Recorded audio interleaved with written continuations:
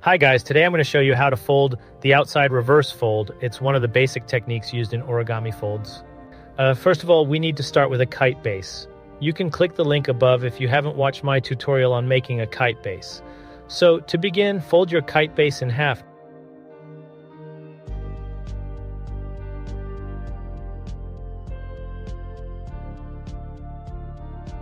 Now make an arbitrary fold like this.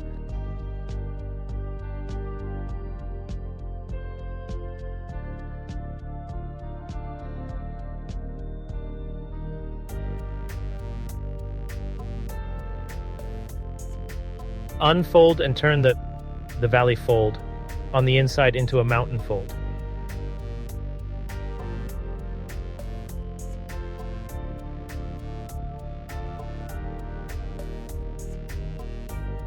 Same thing with the spine.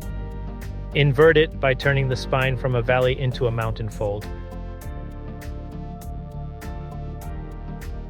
Now push everything outwards and flatten the paper.